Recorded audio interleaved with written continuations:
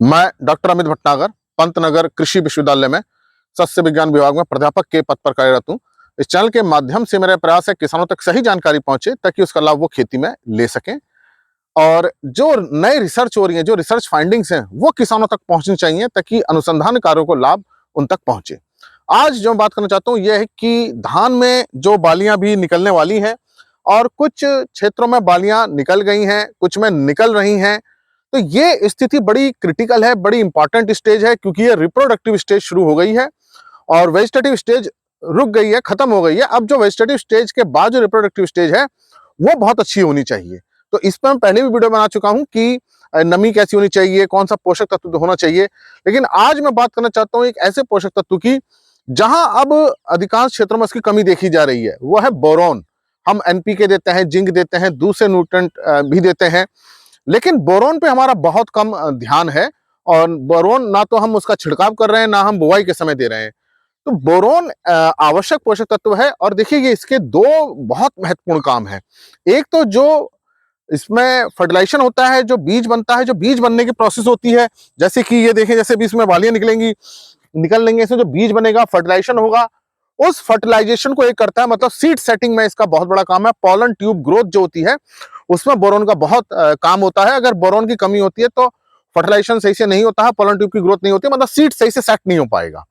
दूसरा जो इसका महत्वपूर्ण काम है, जो इसके अंदर फोटोसिंथेसिस बने हैं, पत्तियों के अंदर जो भोजन बना है वो बालियों के माध्यम से दानों तक पहुंचाना।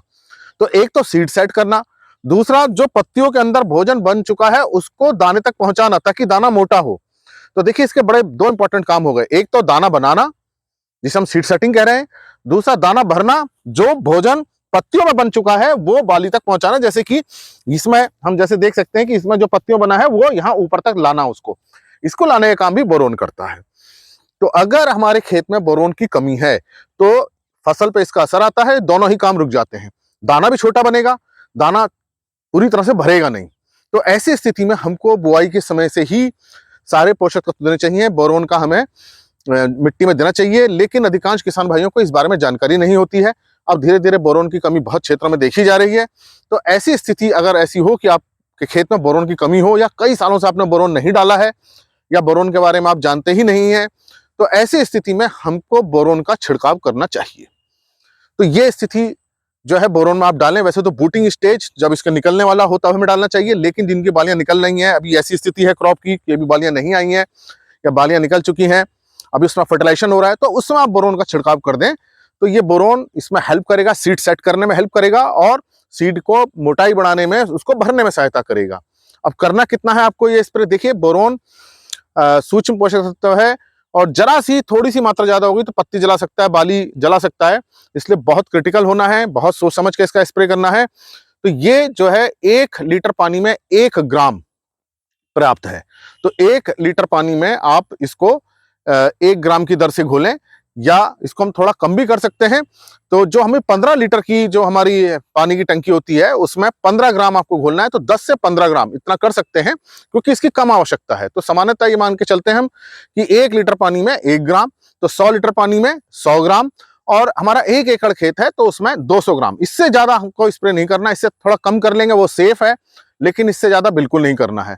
तो सेफ लिमिट ये होगी कि अगर हम 15 लीटर की जो नैपसैक से स्प्रे कर रहे हैं तो उसमें 10 से 15 ग्राम हम बोरोन को डाल करके स्प्रे करें। तो ये स्प्रे बहुत इफेक्टिव है बोरोन का, लेकिन आपको करना तभी है जब आपने कई सालों से बोरोन का प्रयोग नहीं किया है, तभी आपको इसका स्प्रे करना है, नहीं तो इसका कोई फायदा नहीं होगा, बल्कि उल्टा इसका असर ये भी हो सकता है, इसकी मात्रा ज्यादा हो गई तो ये फसल पे बुरा असर भी कर सकता है। तो अधिकांश किसान भाइयों को बोरोन के बारे में नहीं पता है, तो बोरोन बुआई के समय ही देना चाहिए। लेकिन अगर ऐसी स्थिति है कि आपने बोरोन का प्रयोग नहीं किया है तो ये परफेक्ट स्टेज है जहां आप बोरोन का स्प्रे कर सकते हैं। कुछ किसान भाई ये भी सोच सकते हैं कि अगर हम एनपीके 19-19-19 का स्प्रे के साथ इसको मिला दें या 0-52-34 का स्प्रे करना चाहते हैं उसके साथ स्प्रे मिला दें, तो क्या हमें मिलाना चाहिए या नहीं मिलाना चाहिए। तो देखिए ऐसी स्थिति में आप चूंकि एक न्यूट्रिएंट का स्प्रे करने जा रहे हैं, एनपीके के साथ इसको मिला सकते हैं, तो यहाँ पे ऐसा कोई एंटागोनिस्टिक इफेक्ट नहीं आएगा बोरोन का। लेकिन अननेसेसरी आप 0-52-34 का स्प्रे मत कीजिए। अगर आपने एनपीके पर्याप्त मात्रा में रिकमेंडेड डोज में दे रखा है और उसकी कमी नहीं आ रही है एनपीके की, ना नाइट्रोजन कमी आ रही है, ना फास्फोरस की, ना पोटेशियम की, तो आप ना तो एनपीके का स्प्रे कीजिए, ना आप 05234 का स्प्रे कीजिए, क्योंकि वो आपने जमीन में पर्याप्त मात्रा में दे रखा है। लेकिन हाँ, अगर ये कमी आ रही है, आपको इसकी डेफिशिएंसी नजर आती है, खेत में हल्का पीलापन नजर आता है, तब आप एनपीके 19-19-19 वाला ले सकते हैं या 05234 ले सकते हैं और उसके साथ ये बोरोन को मिला करके स्प्रे कर सकते हैं। तो आप ये देखेंगे कि उसका अच्छा रिजल्ट आएगा। लेकिन मेरी सलाह यही है कि आप एनपीके का स्प्रे तब तक नहीं करना चाहिए जब तक कि उसकी कमी नहीं हो। अगर आपने पर्याप्त मात्रा में शुरू में दे रखा है तो कोई इसका देने को लाभ नहीं होता है। इसका लाभ तभी होता है या तो हमने ना दिया हो या उसकी कमी आ रही हो। क्योंकि बोरोन को हम देते नहीं है या इसके बारे में पता नहीं होता है और इसकी बहुत ही कम आवश्यकता होती है, तो इसका स्प्रे करके ही इससे हम अधिक लाभ ले सकते हैं। तो इस बात को ध्यान रखिए कि बाली निकलते समय, निकलने से पहले और उसमें जब फर्टिलाइजेशन हो रहा है, सीड सेट हो रहा है, उस समय बोरोन की बहुत आवश्यकता है। उस समय आप बोरोन को स्प्रे कर दीजिए, तो निश्चित रूप से आप देखेंगे कि सीड भी अच्छा सेट होगा, सीड की मोटाई अच्छी होगी और उसकी फिलिंग बहुत अच्छी होगी, जिससे कि आपको अच्छा उत्पादन मिलेगा। इसी प्रकार के लेक्चर्स को देखने के लिए कृषि किसान प्लेलिस्ट देखिए और अगर चैनल सब्सक्राइब नहीं किया तो सब्सक्राइब कीजिए। धन्यवाद।